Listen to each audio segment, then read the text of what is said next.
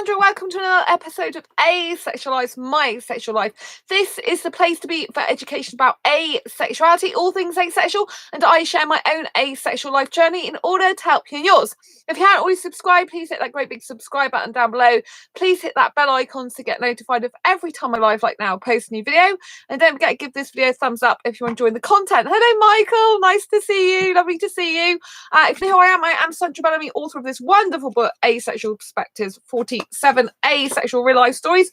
I'm also the founder of asexualise.com and the founder of Asexualise Academy. Well, and tonight's episode is going to be awesome because it's all about no one can invalidate your asexuality, and here's why.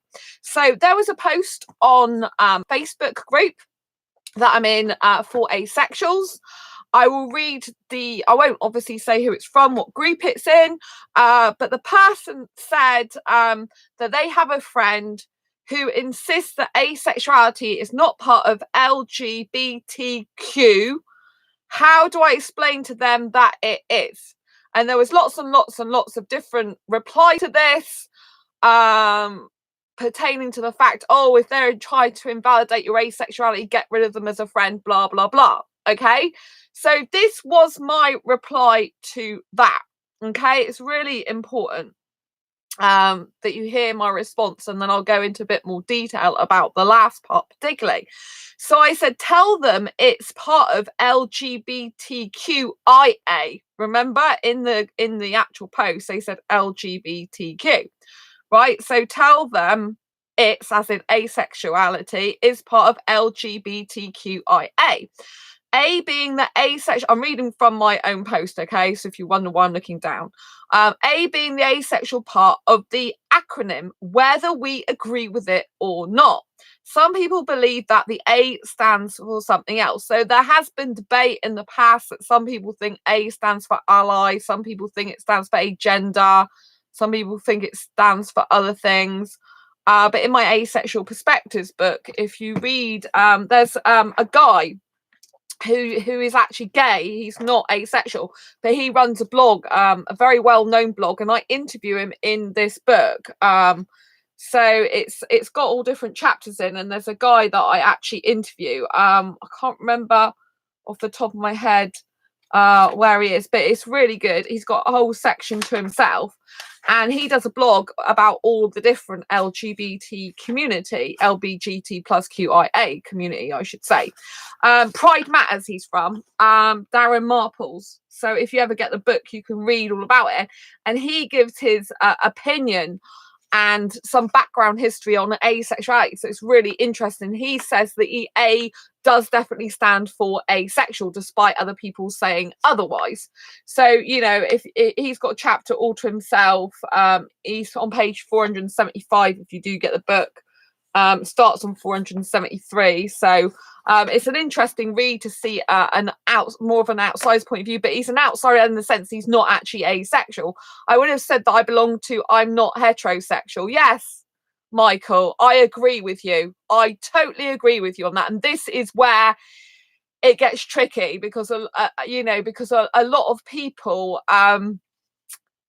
won't agree with me on the fact that I think I know we're part of the acronym, whether I like it or not, right? That is it. We're part of the acronym, you know, regardless of what I think about it. But because I'm not, I'm not, I'm not a lesbian, I'm not a bisexual, I'm not a transgender, I'm not, gay, I'm none of those things. I don't consider myself as queer, even though I'm asexual. I don't class myself as queer. I don't associate that word with myself.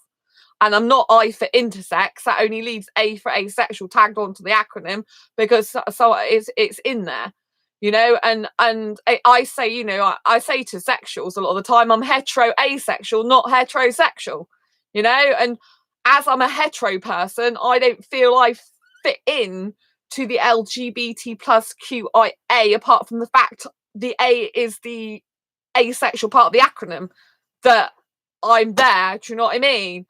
And the idea is because we're all in the minority, we should all be clumped together. I personally, because my mission personally is to get asexuality recognised as a sexual orientation in its own right throughout the globe, I personally think we really, really do need to be separate but supporting of each other. But obviously people that are the biromantic, people that are pan-romantic, because they're interested in, in different genders and stuff, they feel obviously a place in the LGBT plus QIA community because they're like gay asexuals. Do you know what I mean? So I really understand where they're coming from for that. But I think, Michael, that's really good. I would have said that I belong. I belong because I'm not heterosexual. Oh, right. So you said I misinterpreted actually what you said, Michael. I thought you said I would have said that I belong with a group of people that says I'm not heterosexual, but you're saying I would have said that I belong because I'm not heterosexual to the LGBT plus QIA community. Right. Okay. See, I thought you said I would have said to that person, that I belong to the people who are not heterosexual. So, but yeah, so a lot of people obviously they think we're part of it. Well, we are part of the acronym, regardless of what I think or anyone else thinks. So anyway, I want to just read my full reply out because I think it's really important. So so what my rest of my reply was: in order to assess if they are in fact invalidating you, do they accept the fact that you are asexual but just don't see us being part of LGBT because their sexuality is based on someone they are sexually attracted to, not who they are not sexually attracted to, like asexuals? If they accept that you are asexual, then they are not invalidating your asexuality, just they don't know or understand about the A part of the acronym or agree with it. In fact, this is the most important point I want you to take from this. In fact, no one can actually invalidate anyone. If it's essentially who you are. So if people don't believe I'm asexual, that asexuality is real, it's their problem, right? It's not mine. And if you can choose to leave that person's life who you feel is invalidating you, or you can just keep being you and ignoring them. You've got a choice. So no one can actually invalidate anyone, especially not for their sexuality. You can feel like they're invalidating you because they're trying to dismiss you, they don't agree with it, but they can't actually invalidate you, because that's like saying you can invalidate an actual sexual orientation. We're actually asexual. It's a sexual orientation. If people are not taking it seriously, that should be the other people, not us in the community. If we take it seriously, we know it's fact I'm asexual. No one can take that fact away from you. It's fact. It is what it is. Doesn't matter if 55,000 people say you're not. If it's a sexual orientation that exists and you are it, no one can stop you being it. No one can actually invalidate you. There's this kind of spiritual thing that, whether someone believes me or not, I am what I am. Exactly, Michael. There's this kind of spiritual thing.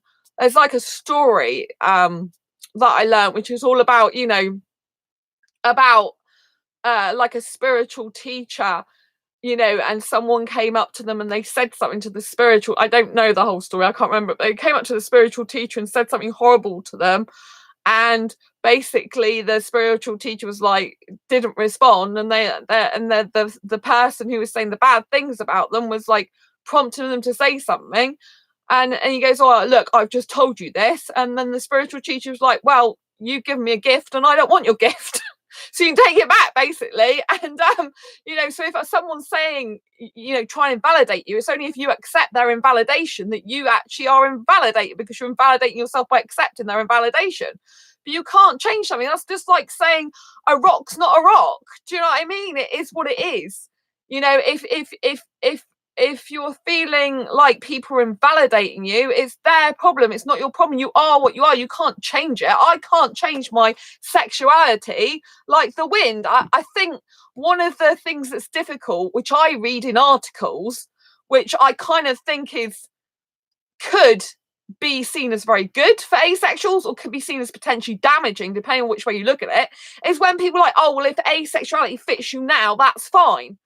And there's this kind of like, well, it's all right if you have it for the now, but if you change your mind later, it's fine. And there's even in my book, you'll discover throughout the book that most people believe sexuality is fluid. And it's all good and well saying that. And I understand that's what the majority of people in my book think. I interviewed 46 asexuals across the globe. That's what the majority thought. But there is a danger in the fact of saying it's fluid, in the fact that it's like, well, so no one goes around saying heterosexuality is fluid.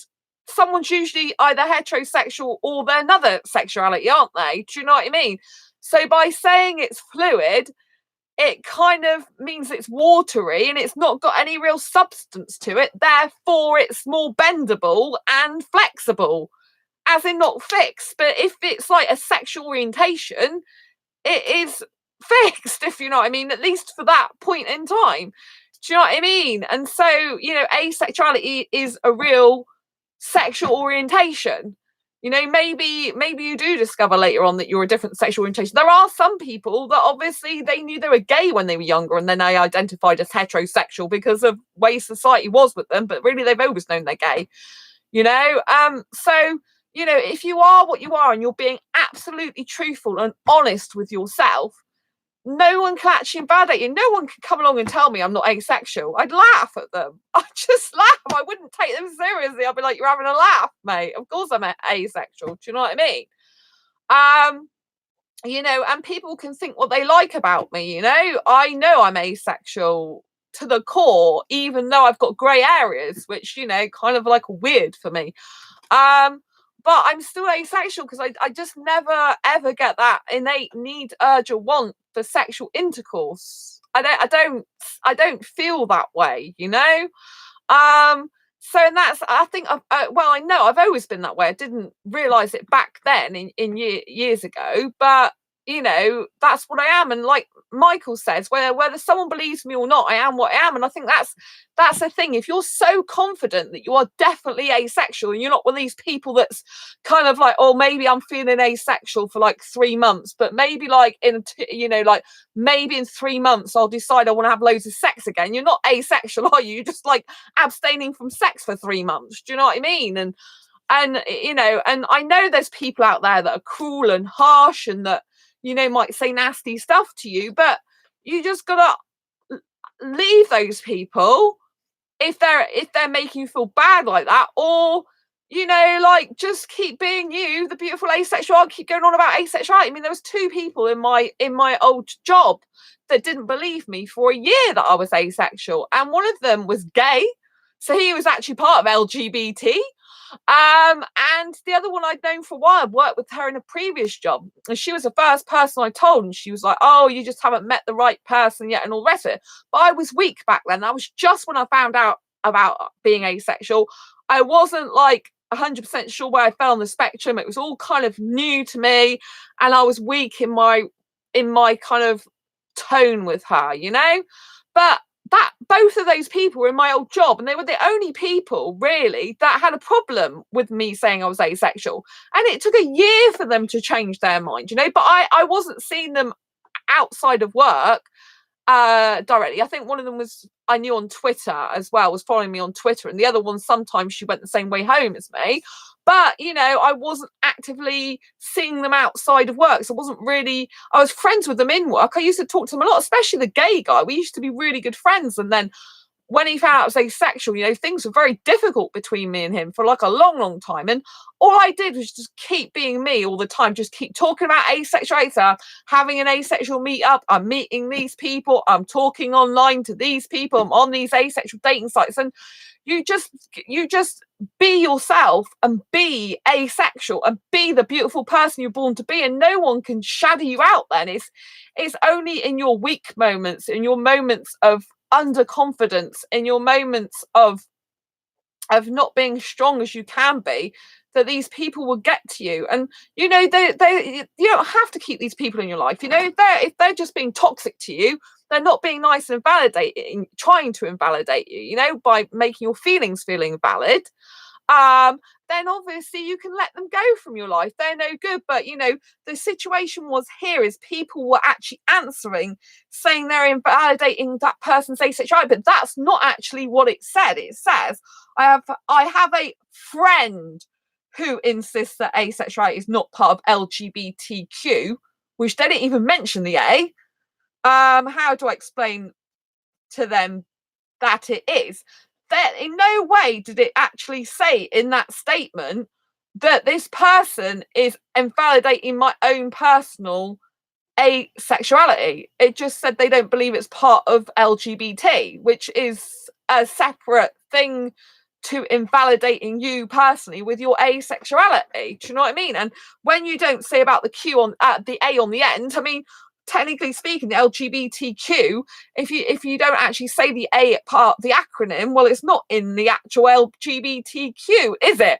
Do you know what I mean? So technically it's not actually totally wrong. But you've got to, people read so much into something without actually getting all the facts, without finding out more information. They just immediately pounced on that and said that that person's invalidating their asexuality and just dumped the friend, but that's not actually what the post says, is it? They could, that you don't know, that's where you have to ask the question. I think people jump to so many conclusions before finding out the full facts, like I know we're part of the acronym, whatever my personal view is on it, and I've got gay and lesbian friends. I'm quite happy. I have transgender people I know, and I welcome them with open arms. I just really, really feel that we need more stuff for asexuality to stand out on its own right, so that sexuals understand. If I was a heterosexual person, right, I didn't know about asexuality, all of a sudden it was on the news as part of LGBT, I would think, oh, right, they're gay then. That's what I would think as an outsider. I would ultimately think that. So when people accuse me of being lesbian, one, I can't really blame them because I understand where they're coming from. But two, it's so damn annoying because although I have lesbian friends, gay friends, and I'm, as an asexual, I'm on that acronym, I'm not gay. I'm not lesbian. I'm not gay. I'm not bi. I'm not transgender. I'm none of those things. I'm not intersex. I'm none of, and I don't class myself as queer either, So I just do you know what I mean? I'm just an asexual person who's attracted to guys and I don't want sex. Do you know what I mean? It's like, there's nothing, to me, there's nothing queer about that. It's just I don't like sex. I'm not interested. Don't get the need, urge, or want for it. It's just different, isn't it? Do you know what I mean? It's not, to me, that's not queer, but it's just different, just being who I am. And, asexuality is a sexual orientation in its own right. So, it's just normal to me.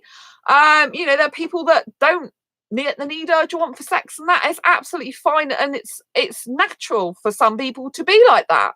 And to me, it's quite logical, really. I mean, not everyone in the world's going to like absolutely everything, are they? It's common sense, really. Do you know what I mean? I just think there's a lack of common sense in the world, to be honest, sometimes.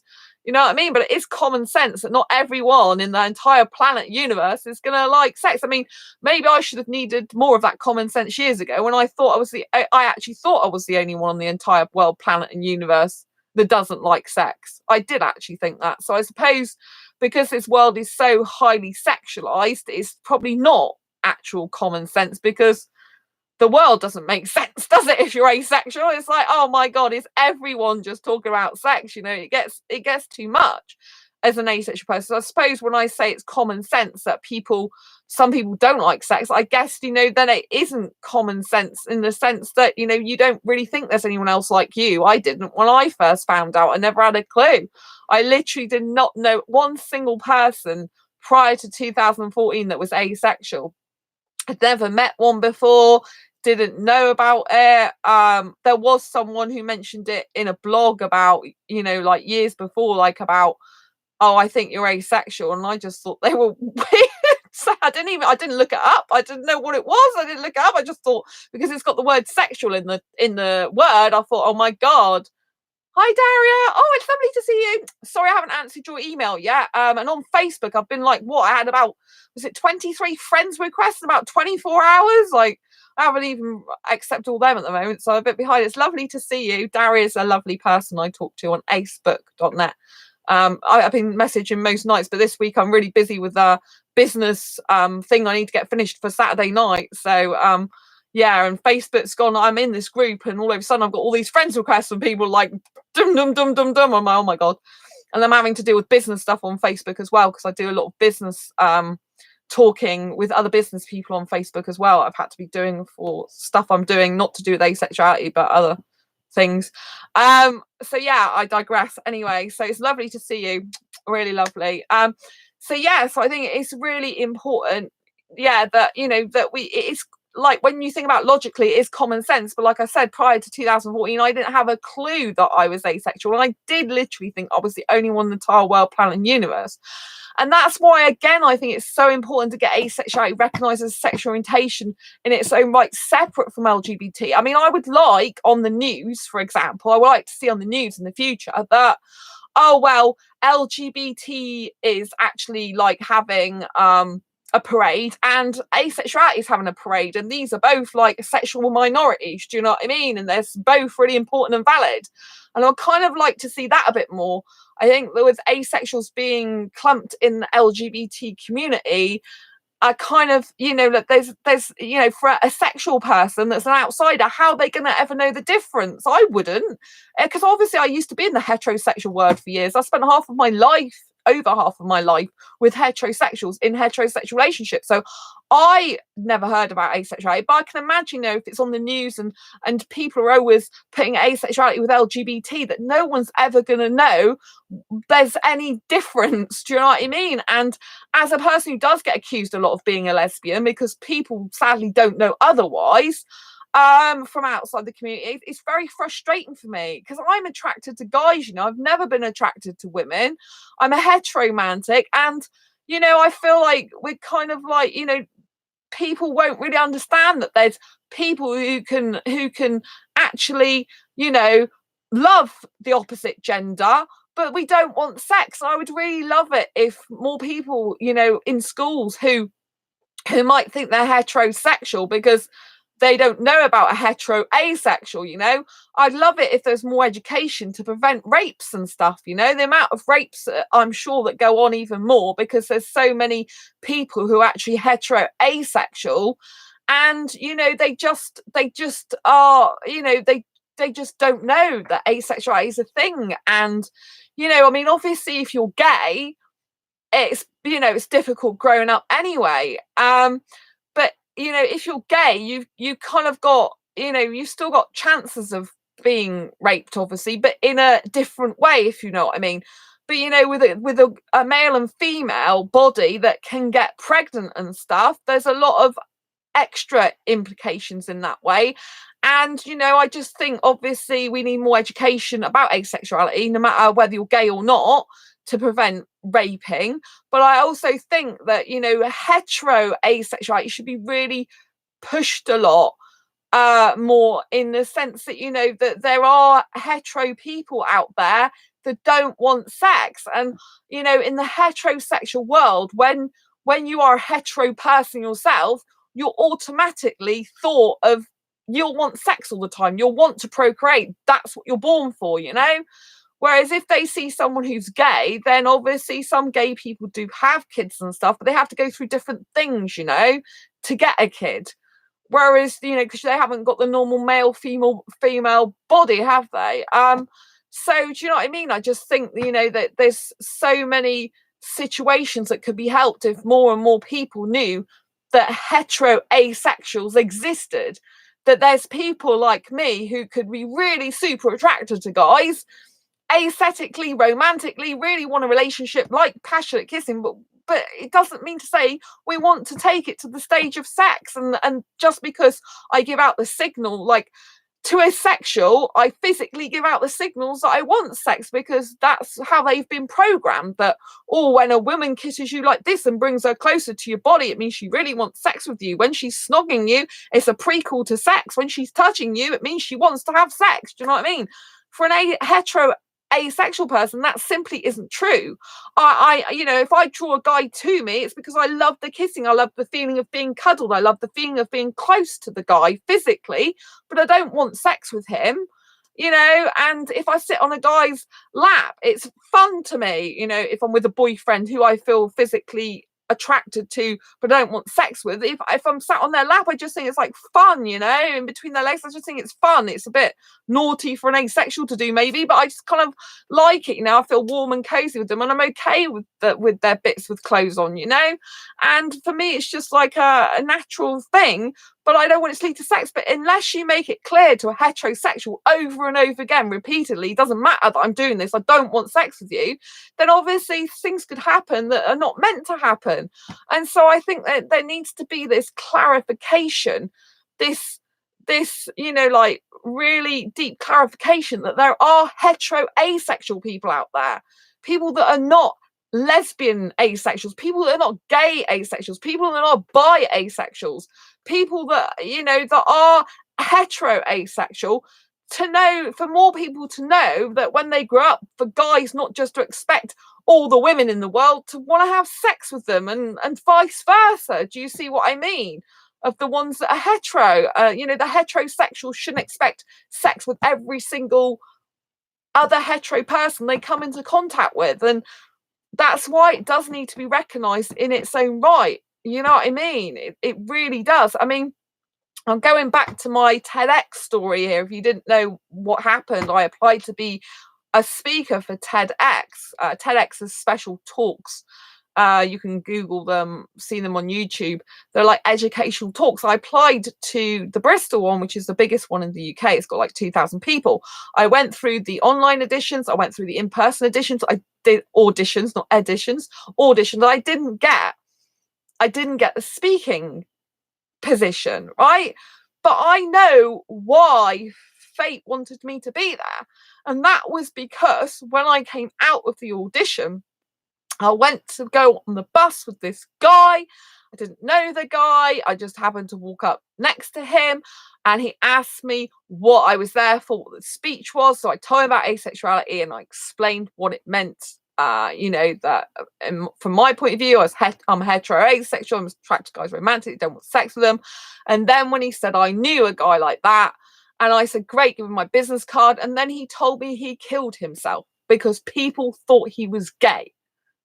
And he wasn't. And I said, so if he'd have known about asexuality back then, would he not have killed himself? And he said, probably not, no.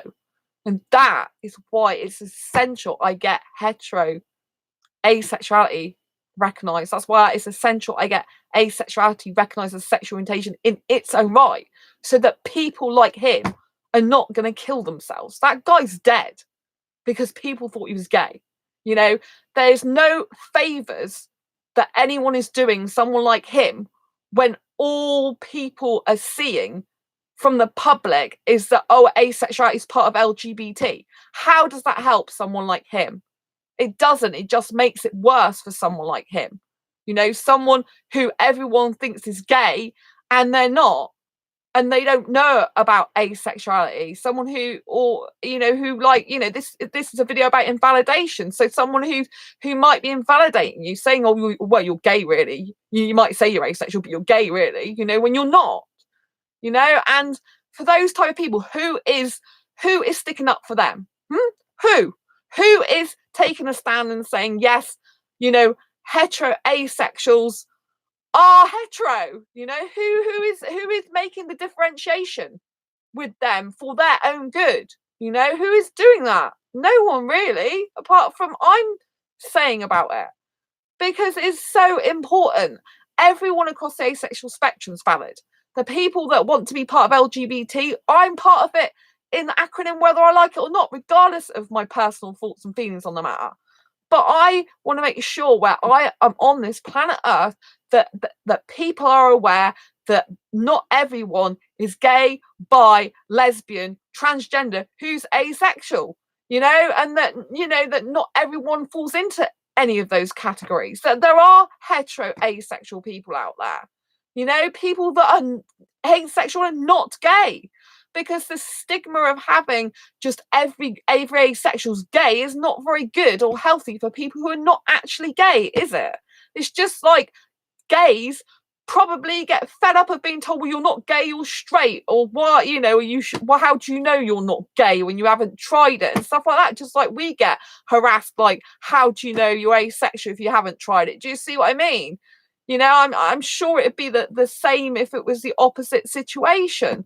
So I really think it's so important that asexuality is recognised separately as well, particularly the hetero asexuality part of asexuality, because otherwise it's like we just go into this abyss of all different orientations, and no one can see the hetero part of it. It's like we're invisible. Do you know what I mean? And I feel that we really need to be showing the world that there are hetero asexuals, that it's okay to still be attracted to the opposite gender and be different and not want sex, when the whole world is pushing that every hetero person is sexual. You know, I really want us to push forward and let people know that, you know, there are hetero people out there, people attracted to the opposite gender who just don't want sex. And I think going forward, that would help so much if the world knew that, to prevent more rape situations. You know, people would have to be a lot more careful. You know, if they first recognise asexuality as a proper official sexual orientation throughout the globe, which is what I really want for asexuality, you know, to take us seriously, so that they can stop thinking every time that, you know, oh great, I'll have this woman in bed or this guy in bed with me. You know, I mean, I saw a channel tonight, a coaching channel that I never usually watch, and I was horrified. Actually, it was absolutely disgusting. The guy who's supposed to be a dating coach for guys was telling the guy, oh, ejaculate and evacuate. Seriously, it made me want to throw up. He was on about toxic women, the 3 types of toxic women. So I watched the video and thought, should I watch this or not, just to see what a guy's saying. And he was horrible about women. Absolutely nasty. He was even saying about women with cats. Never have a woman with a cat. I thought, well, that is most of the popular, you know, a lot of the asexual population's cat. He was saying he was having a go at all women that have are single mums, all women with mental health problems, and yeah, women with cats, women with tattoos. I was horrified. I thought, this guy's actually narcissistic person, toxic person himself. Speaking of toxic people, how can he say that? And he's going, oh yeah, to the guys, just, you know, use these people if you must and ejaculate and evacuate. I was absolutely sickened to my stomach. I thought, how can this guy be coaching other men and them like following him and thinking this is good advice? It's sick advice, right?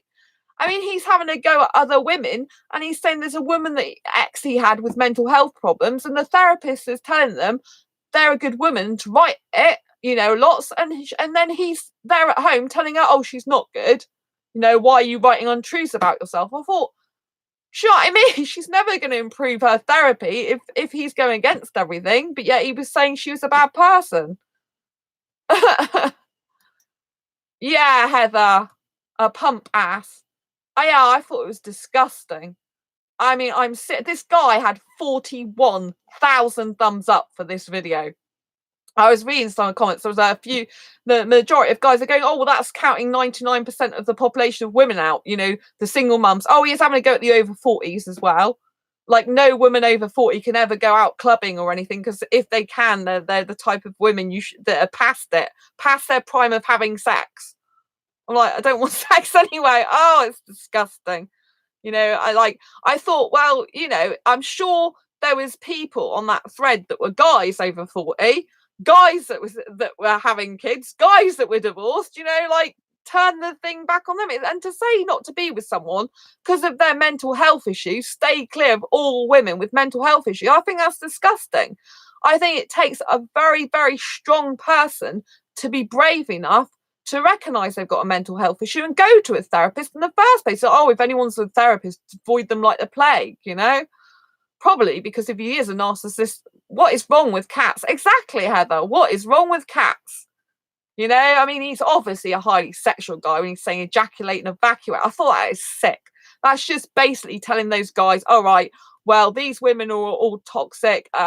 Oh yeah, make sure you put your career first, and make sure if you're going to get with any people with mental health, you just have sex with them and get the heck out of there. That's basically what he said. I was absolutely disgusted.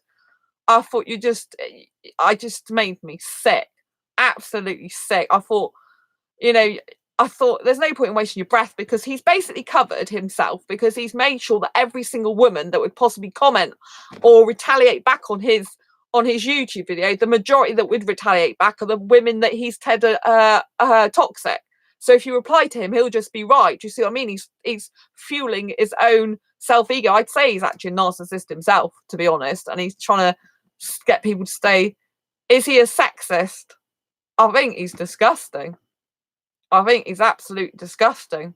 You know, he's to coach men against women, saying what's bad about women. And I don't usually watch that. All the coaches that I usually watch are helping women, not helping guys. 40 women are worthless. Well, it's over 40 women aren't worthless, so are they? It's disgusting. You know, a lot of women, they're over 40, they might not have found the right person yet. Doesn't mean to say they're bad people. And they say, oh, women that are over 40 going out to night clubbing and stuff like that avoid like the plague. I mean, why shouldn't women of any age go out? Oh, he said because they're past their prime already. And by prime, he means they're not, you know. Is that what he's saying? Yes, he said women over 40 are pretty much worthless. But, well, he didn't use the word worthless. He said avoid them. They're toxic. If they're over 40 and going out clubbing because they're past their prime and they just think that they don't think they are. Like their prime being like they're primed for sex, as in, you know, their sex thing, you know. Oh, it's just disgusting. You know, and he had a go at single mums as well, which, you know, he goes, oh, avoid them like the plague. I just thought it was disgusting.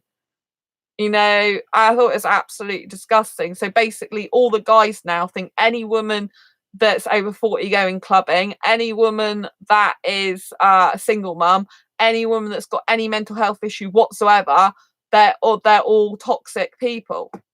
I mean, every person on the planet, choose whether they're male or female, whatever gender they are, has usually had a mental health issue at some point in their life.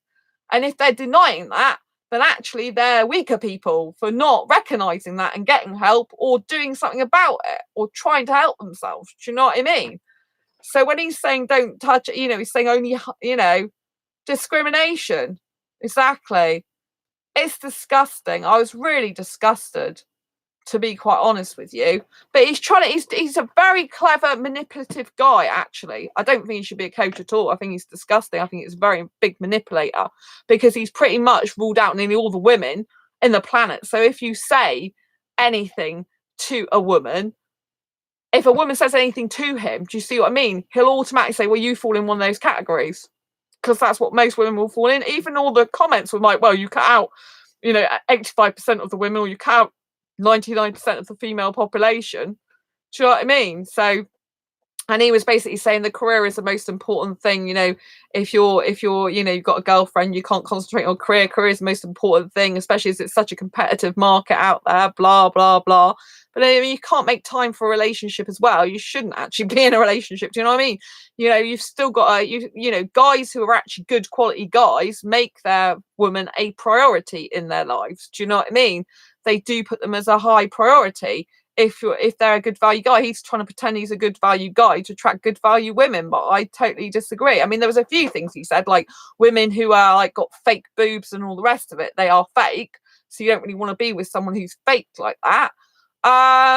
But you know, it still doesn't mean to say, like, you know, I don't get anything done like that. I'm not into plastic surgery, but it still doesn't mean to say that every woman that's got plastic surgery or got fake boobs is like a bad person. But they're saying, oh, they're so insecure because they have to fake it and all the rest of it. And do you know what I mean? But you know, I think everyone probably on this planet, unless, you know, like, if you're a good person, I think anyone who's a good person is sensitive, caring, does have some insecurities sometimes, and does have some mental health issue at some point in their life, you know, male and female. I do. You know, I used to actually work with mental health, you know, like in the mental health sector. I used to work for the NHS in the UK, and I used to teach people with mental ill health how to you know, how to do blogging, Facebook and Twitter for recovery of mental ill health. I used to teach people from scratch how to start a blog for helping their mental health recovery. You know, a lot of asexuals do have mental health problems. You know, it's ridiculous. You know, I think it's how you deal with your mental health. It's if you are getting help. It's if, you know, a lot of the people that got mental health problems, they've come about from situations that were unhealthy in relationships with people, to be honest. And if you're female who's hetero, you're more likely to have got mixed up in a bad relationship in the past, and that's why you need therapy in the first place. So you know what I mean? Because of the toxicity between you and another person and your past or stuff. Or, you know, like how they made you feel and stuff. I know, like, you shouldn't let people affect you, but people do affect people, you know. If you're directly in a relationship with someone who's bad for you, you're in a bad environment all the time, of course that's going to have an impact on your health and well-being. You know, to say otherwise is just not being very realistic, or you know, not being true. But you know, a lot of people can have loving, long, happy, healthy relationships. You know, I think it's people like him that make people feel bad about themselves. You know, it's horrible. And I just thought, yeah, it's real discrimination. You know, and you know, although they, you know, this guy, you know, is really invalidating a lot of women, to be honest, since this topic's about invalidation. It's to do with asexuality I was originally talking about, though, but you know, it's invalidating most of the, you know, the female population. I know there are people out there. I know there are some women who are very dark. You know, you said about avoiding dark women, you know, with dark hearts are out to get you, and I do know there are those type of women out there. So I'm not saying every woman's amazing. I'm not saying that some women aren't bad, but to just like some of the groups, you know, like just to say if they've got any mental health issues whatsoever, run a mile and don't ever be with them. I just think that's very cruel, callous, and not very caring or kind. You know, just because people have got mental health issues doesn't mean to say they don't deserve love like everyone else, and doesn't mean to say that they're not worthy or capable of love. There's some mental health issues, I think, that are a really huge problem, that wouldn't be healthy for a relationship if you know, like, it was destructive behavior, for example, with outbursts and things, you know, like violent and aggressive outbursts and things like that. Yeah, I don't think any guy or woman or whoever should put up with stuff like that. The mental health issues is no reason to use that as an excuse for hugely bad behavior. No reason, you know. If someone's having an episode, you know, where they're shouting and raging at you, and it's down to their mental health, they say, you know, they you know, they're not safe for you to be around for yourself. You know what I mean? A lot of the time, and it's, you know, it might not be like directly their fault, or it might be, you know, their fault, if you like, their responsibility. They're still responsible for their own actions, whether they got mental health problems or not. Do you know what I mean? And you know, I have friends that have mental health problems. I have two friends that are schizophrenic. I know in person. I've got another friend in my old job as well. She's schizophrenic, but you know, it doesn't. You know, they don't harm me. They're not hurting me. They're not aggressive towards me. They're really the most beautiful, especially my two guy friends. They're the most beautiful people I know. You know, so just because someone's got mental health issues doesn't mean to say that it's necessarily going to cause problems in a relationship, or that there's something toxic with the person. You know, there are people. I mean, there was a guy who worked for me with mental health issues. He worked for me, and like 3 months after his trial period finished, he changed into a different person. He started talking about burning down trees, and then I left because something happened, you know, and he said something about me, and I complained about him, and I couldn't stay there anymore in that environment with him because they wouldn't really listen to me. Because yeah, he started talking about burning down trees. He started saying sexual comments about another member of staff and stuff, and I just, you know, and unfortunately it was a guy boss I had at the time, and he didn't listen to me, and so I left there and went to a different job. And you know, later on, I found out from the other people I used to work with, because they came to work opposite my new job. It's really weird. They said he punched someone in the face, and so he got instantly sacked. So there are people with certain mental health conditions that they're not good to be in a relationship with, and I do agree with that. When they're punching people, or your life is in danger or threatened, then of course you can't be in a relationship with someone like that. It's a danger to you. It doesn't matter whether it's mental health issues and you feel sorry for them, which you might do. I can understand, because sometimes I feel sorry for those type of people as well. I want them to get better. I want them to not be like that. But you know, it is what it is, and you can't be with someone like that. It's too volatile. Your life's in danger. You can't do that to yourself. That would be toxic for you to be in. But there are other people with mental health conditions that are really trying to help themselves. They're trying to grow themselves. They're trying to be better people. They wouldn't harm a fly. They just have some issues within themselves sometimes. And I think if you're a really good person, you know, then there's a fine balance, isn't there? I mean, if you've got a person who's really trying to improve themselves, really trying to like upgrade their life, really trying to work on themselves constantly, trying to improve their life, that's the type of person you could potentially be in a relationship with. If you've got a person who's just like depressed all the time, and you're not a depressed person, and they're constantly depressed and it affects your relationship all the time, then that's going to be no good for you, is it? Because they're not going to have any, if you're not a depressed person yourself, you're going to become depressed yourself. You just will be, because you'll be constantly around them, the most person, so you'll become depressed yourself, even if you weren't initially. That's how it will be. So that'll be no good for you. That's why people who are depressed tend to go with people who are depressed, because they can both be depressed together. Do you know what I mean? Even though it won't help someone stop being depressed. It's like, like sometimes it helps if you've got the same mental health issue, and other times it doesn't, because it can make each other worse. So you've really got to assess the situation and the person at the time. Like, I have some anxiety still. Some of my friends have anxiety. We relate to each other, and I'm perfectly fine with that. We get on well. We don't make each other worse in our anxiety. We just understand each other. It's supportive. It's good, But I've had a friend in the past, and he was so anxious all the time that he made me far worse and started me going backwards into panic attack modes. And I just, like, we stopped being friends. We didn't actually stop being friends because of the anxiety issue. We stopped being friends for another reason. But really, it was a blessing in disguise to me, because I couldn't start that up again, being worse with my anxiety, when I got it a lot better.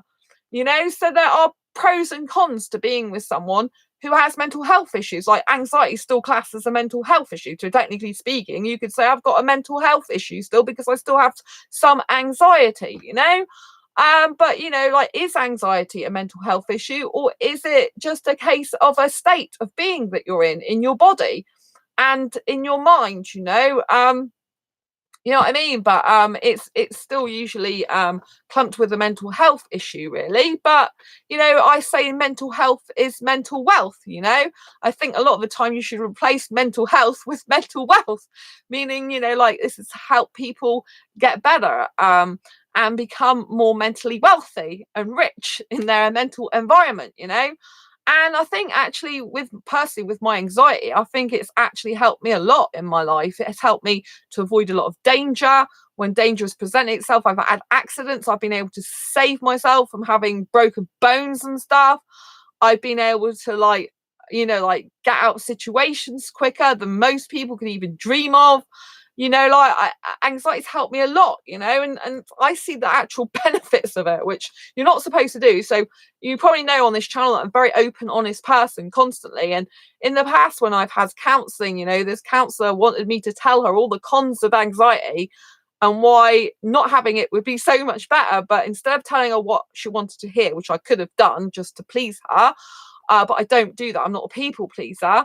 Then, I was open and honest and said, well, actually, anxiety saved my life. I fell down 11 stone steps, and I was able to physically put my hands out in front of my body and slowly go down and relax my body so that it wouldn't hurt me. It wouldn't hurt me that much. And that saved me a lot of injury. People, it's like, it's really like weird. It was like, when you see one of those movies and you literally see the whole of time like slowing down.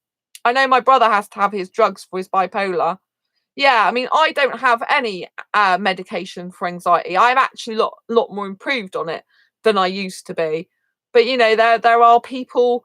I'm friends with people that are on medication for things. I don't take any medication for anything. Without my anxiety, most of it, I've got through by pushing through a lot of fears. But I still, like, my biggest anxiety is relationship anxiety, if I'm honest. That's my main anxiety, like, which is why it's better for me to be single, really.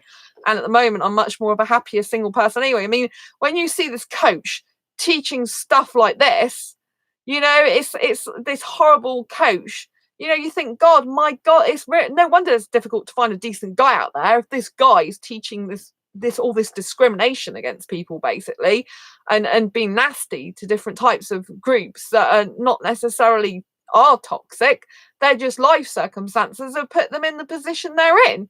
And I think it takes a much more stronger, genuine person to admit they've got some mental health problems than to actually, and get, especially if they want to get help for it too, or improve their life than it does to completely pretend like they don't have any issues. I don't care who anyone is. The majority of people at some point have had a mental health issue. If they're a kind, caring, sensitive, genuine person, then they've at some point usually had a mental health issue.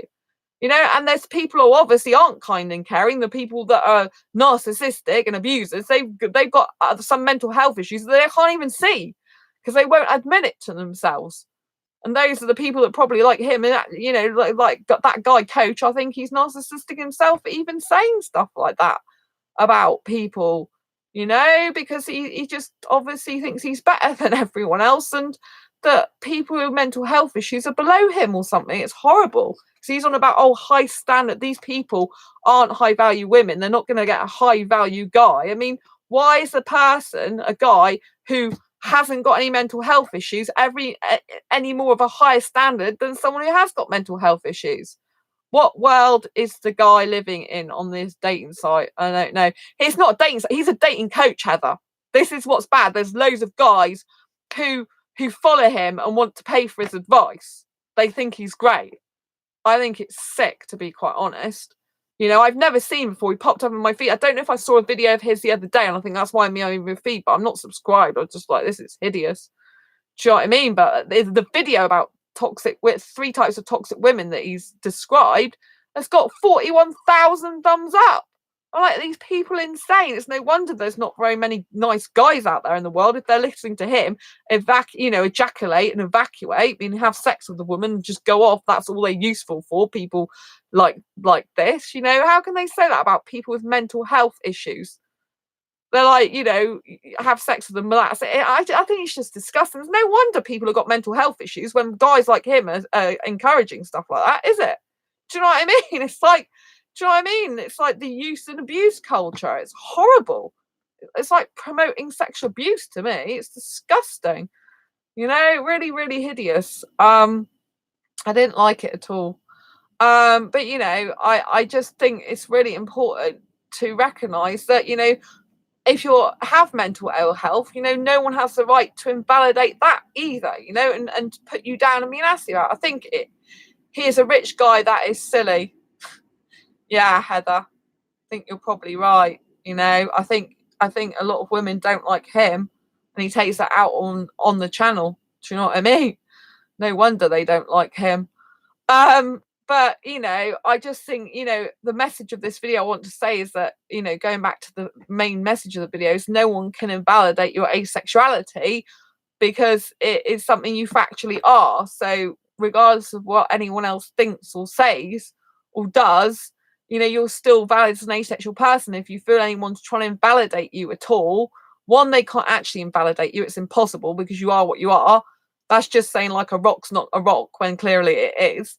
And 2 is, you can choose. You have a choice to let them go from your life if they're invalidating or you can just ignore them and carry on being the beautiful asexual you are, depending on the circumstance. Obviously, if it's your family that's invalidating you, you can't exactly get rid of your family, can you? So the best way of dealing with that is to ignore their horrible comments, stick up for yourself as well at the same time, in a way, but by going on about your asexuality, even if they don't want to hear it. Sometimes my parents, even though they're really supportive, sometimes they don't want me to hear about asexuality, but I just carry on talking about it anyway.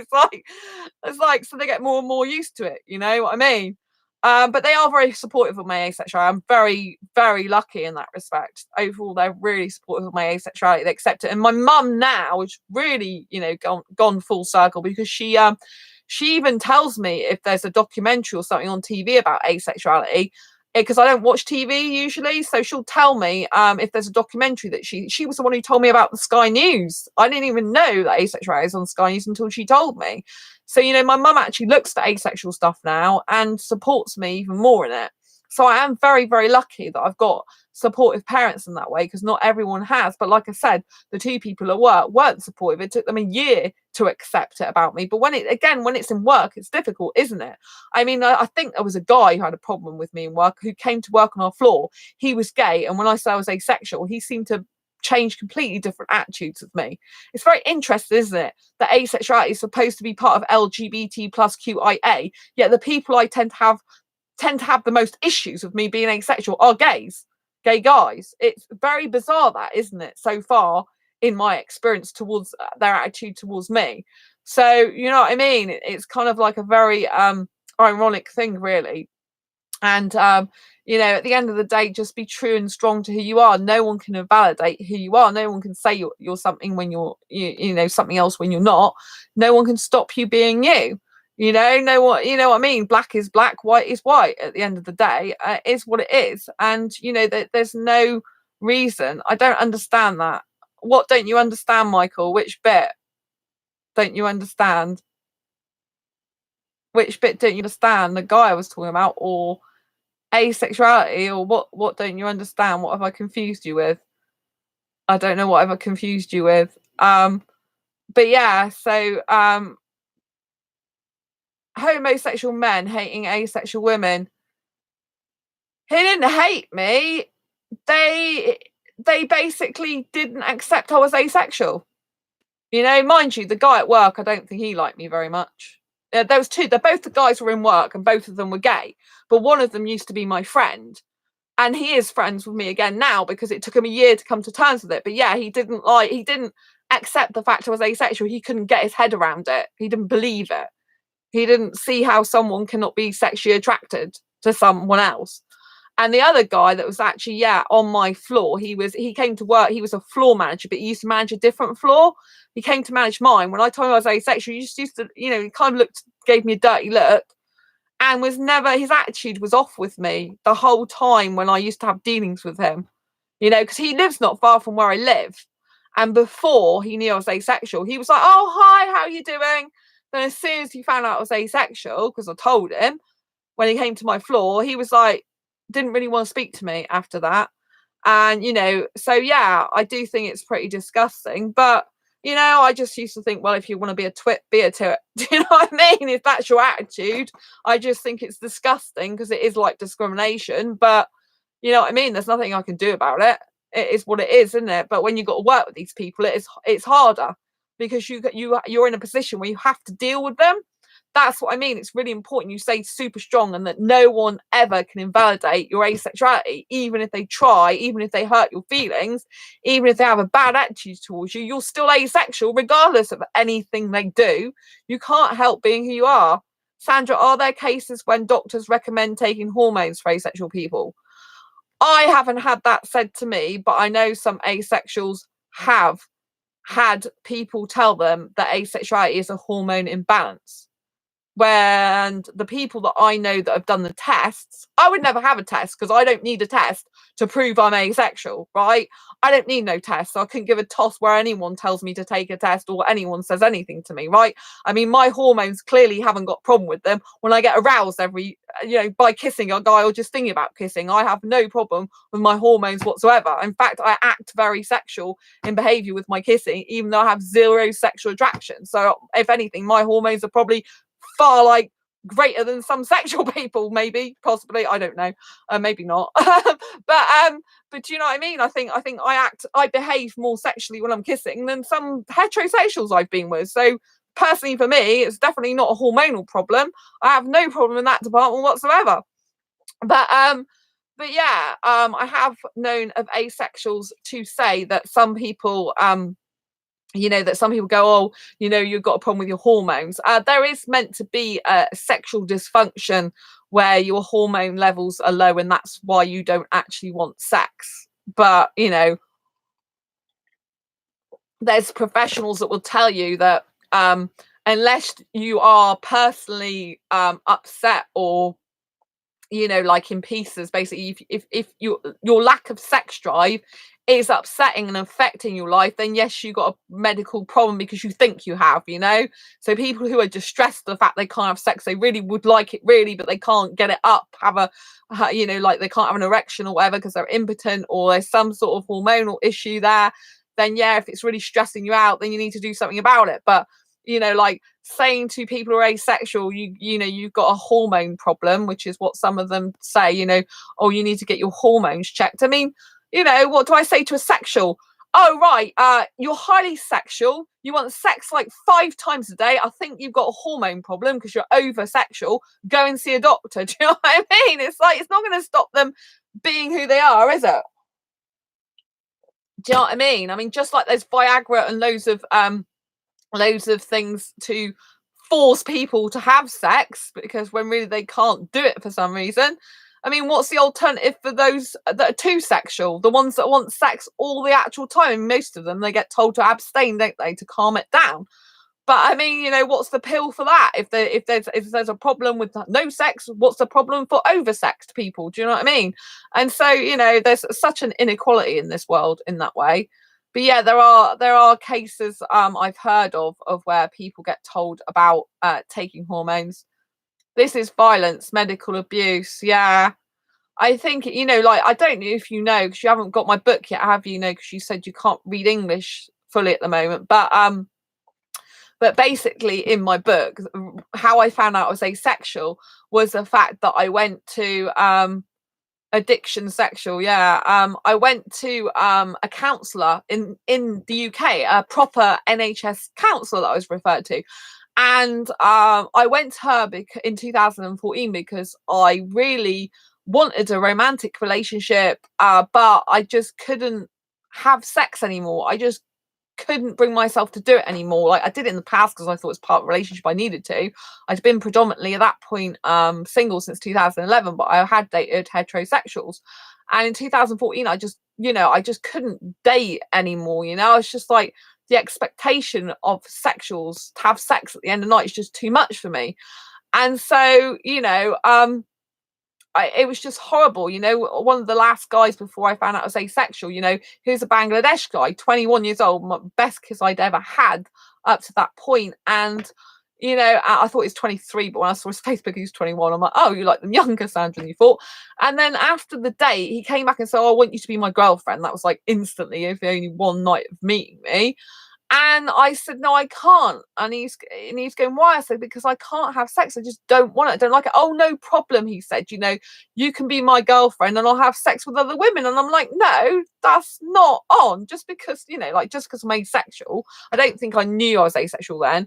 But just because I'm asexual doesn't mean to say that I don't deserve the same monogamy that everyone else deserves. If I want to, a monogamous relationship, I'm entitled to it. If the other person can't give me that, that's their problem.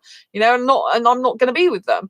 And so when I went to the counsellor, because I just couldn't date guys anymore that were sexual, because it was just like, nearly wetting myself the whole time because they'd want sex at the end of the night. And when I told her that I just can't do that anymore, she goes, she looked at me in the eyes and said, I'm really, really worried about you, Sandra, because you're going to have sex in order to keep a good guy. And that is just so damaging advice, So basically, I have to rent my body out to get a good guy. Do you know what I mean? It's just disgusting. To me, it's like basically a license for prostitution in a medical NHS way. It's just disgusting. It's like, yeah, rent out your body, then you can get a good guy because he'll want you without sex. You know what I mean? And that's what the whole problem is really with society and asexuality and proper and trying to invalidate you. Is that it's like you can't have a loving, long-lasting, healthy, happy relationship unless sex is involved. And if sex isn't involved, yeah, it's so sad, Heather. It's like if sex isn't involved, then it's not a real relationship. And that's what I hate the most. If there's anything that's really, really strongly tries to invalidate our orientation, it's the fact that you can't have a real relationship without sex. And even my parents, even though they're so supportive and they are really understanding, they're more and more better and better than they've ever been.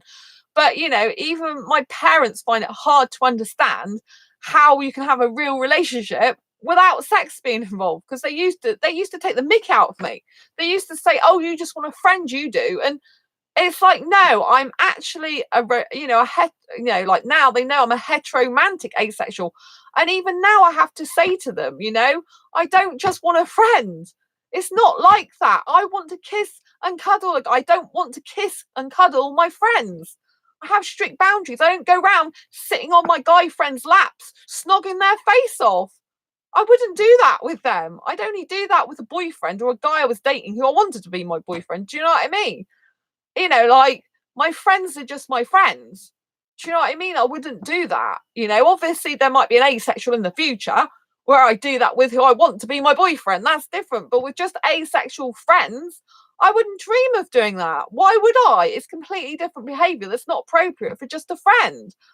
And so, you know, and I think obviously there's the danger with clumping all asexual together. The outside world doesn't understand the difference, and so, you know, a lot of people think I want a platonic relationship, which you know, some aromantics, those who lack romantic attraction and sexual, and aromantic asexuals, they lack romantic and sexual attraction. They may very well want a platonic relationship of a sort. So it might be like a really deep bestest ever friendship where maybe there's not any kissing involved, maybe they do share a bed, but you know, it's very much based on a really really deep friendship, more so than the rest of their friends who they value highly anyway. But you know, for me, who's a hetero asexual, again, you know, I want more than that in a relationship. You know, I don't just, it's not just a friendship. If it was a friendship, I'd be no point in me actually being in a relationship. To me, there'd be no difference. What's the point? You know, and platonic doesn't even enter my vocabulary. I'm a person who doesn't experience any platonic attraction. So yeah, even for my asexual friends, some of them I have some attraction feelings. I have, like, for example, one of my friends I have some aesthetic attraction towards. Another friend I have some romantic attraction towards, because I'm a hyper romantic who doesn't experience any platonic attraction whatsoever, diddly squat. It's just something I have to deal with. It's a bit weird, but it's complementary to my friends that I find them attractive in some way, even though I know that I can go and do anything about it or want to, because they're just my friends, you know, and the friendship is far greater than any attraction feelings I have for them.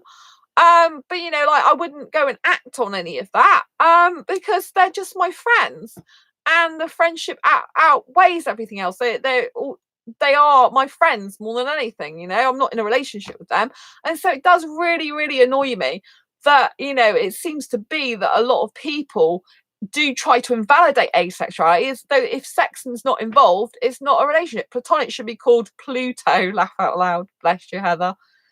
But do you know what I'm saying, though? It's just, I think that's one of the most invalidating things people say or try to invalidate, you know, is by saying, you know, if you're not having sex, that's not a real relationship, which is just not true. Not true. 100% not true. It's like, surely people can understand, like, when someone's, for example, been married a long time, right? They're not having sex every single day of their life. There'll be probably days, maybe more than days, maybe weeks, when they're not having sex. During that time, are they just classed as friends then? And they're only classed as a relationship where they're having the actual sex? How does that make sense? Do you see what I mean? It's just illogical. There are people that are actually married for years and years and years, clearly in a relationship because they're just by the fact they're married, and you know, they don't have sex for some time. That doesn't invalidate the fact they're in a relationship or marriage just because they're not having sex every 5 minutes of the day or every day or every 7 days or whatever. Do you know what I mean? It doesn't mean that it's any less of a relationship. And I just wished they could relate to that. I just wish they could understand that. You know, I've never actually turned around to my parents and said, well, I don't think you're having sex every single day. So the days that you're not having sex, you're still in a relationship, aren't you? Well, that's how it is for me. You know, I've never said that to them. I've never been that blunt, which is quite surprising considering I'm really blunt on this channel all the time, isn't it? But I've never said that to them. Maybe I'll turn around and say that and shock them. My dad will probably start making some comment about their sex life as a joke to me. Then I'll be like, ugh. You know, my parents can do what they like. I don't mind. But do you know what I mean? It's kind of like, why don't people relate to that? Why don't people understand that it's no different an asexual not having sex for the whole of their life and still being in a relationship with someone, if they are in a relationship with someone, is no different than someone who's like married and just not having sex for several days. They still love each other. They're still in a relationship. It doesn't change the relationship. It just means they're not doing something, there's sexual intercourse physically for however long it is. And with asexuals, it's, you know, who don't want sex, it's like can be all their life. Do you know what I mean? It's no difference. And so that's what I find is one of the most hurtful things, that people stereotype asexual relationships. They don't understand, they don't comprehend it, they don't get it. They don't understand how, if you're not having sex, you can't have a real relationship. A real relationship is not based on sex at all.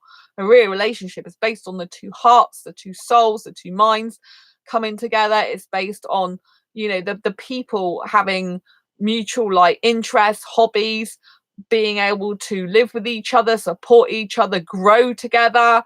You know, maybe they're tired that day. Exactly, Heather. Maybe they're tired that day. Maybe they're married, they're tired, they don't want sex. Actually, that's why I personally prefer, like, you know, even when I did have sex in the past, I think it's much better to like do other stuff than sex, because, you know, I think if you've got two people, this is going a bit off topic, but I think if you've got two people who are actually like kissing and affection, but they're just too tired to do the sex, I think if they knew, all right, sex is not involved, but you can kiss me for like 10 minutes or whatever, which relieves stress anyway, I'm sure that more people would be open to actually having a lot of affection if sex wasn't involved.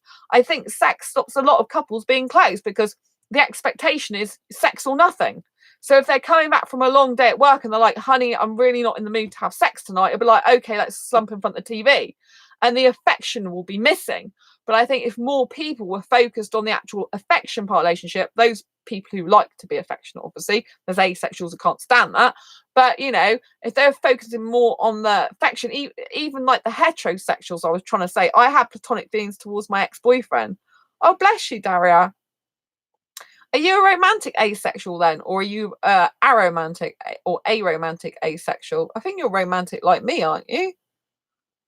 I've never had platonic feelings, so I wouldn't know what it's like, really. I can guess from what other people tell me, though. I do understand because I've got aromantic asexual friends. Oh, you are romantic. Yeah.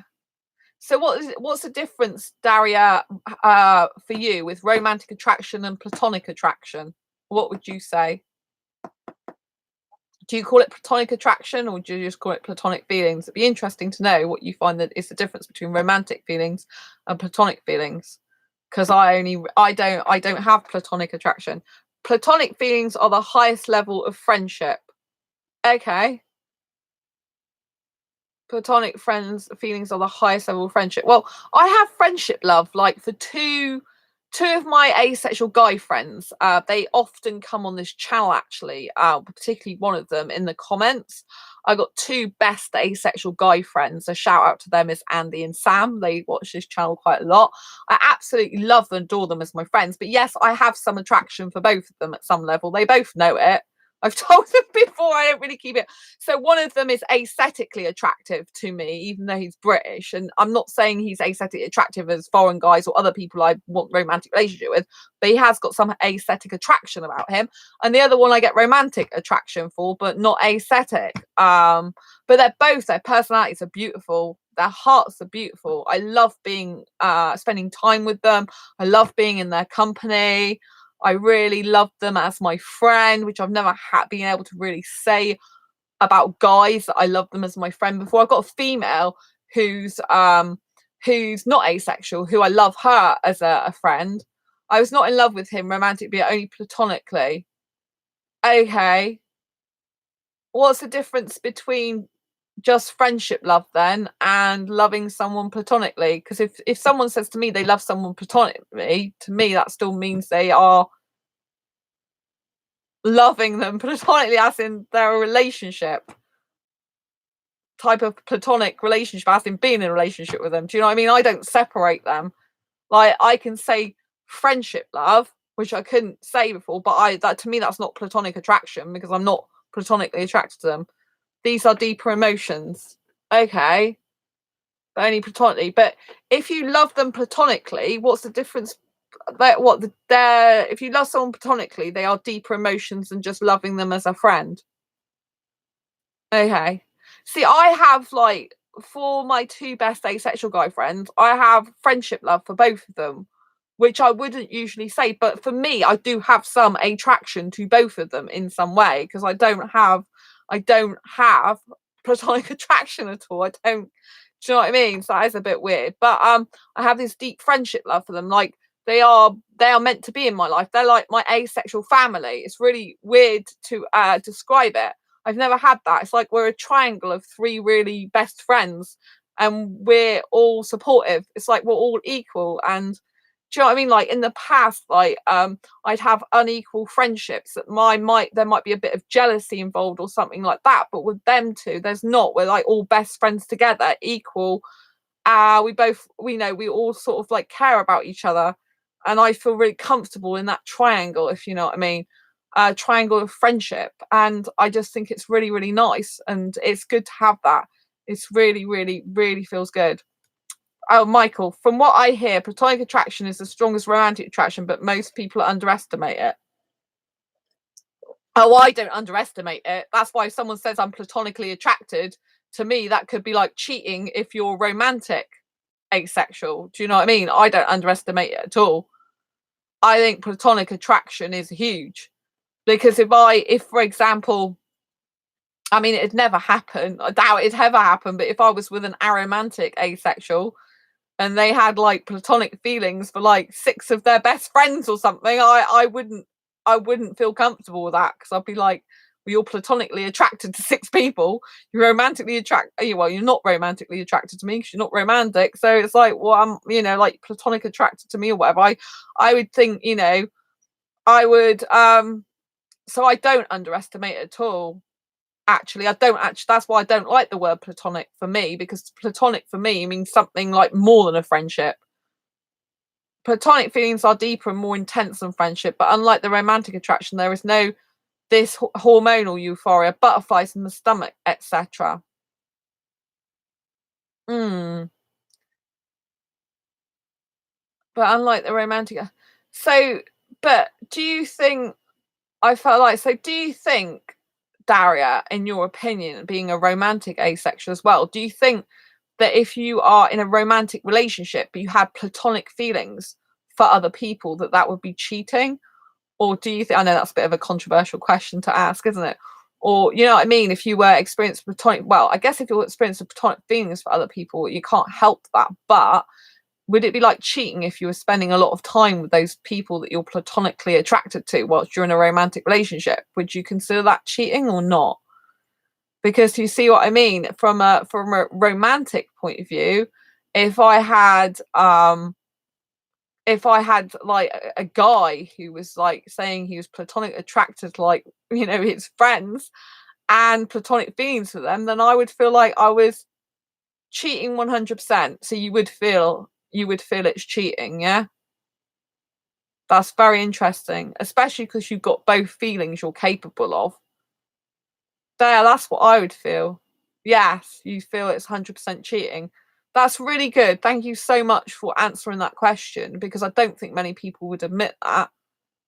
I don't think they would at all, I think a lot of asexuals think it's fine to have platonic attraction for multiple people and be in a relationship at the same time. But actually act the platonic attraction stuff out. I mean, obviously with me, I do have love friendship for 2 of my best asexual friends, but it's not romantic and it's not a platonic attraction at all.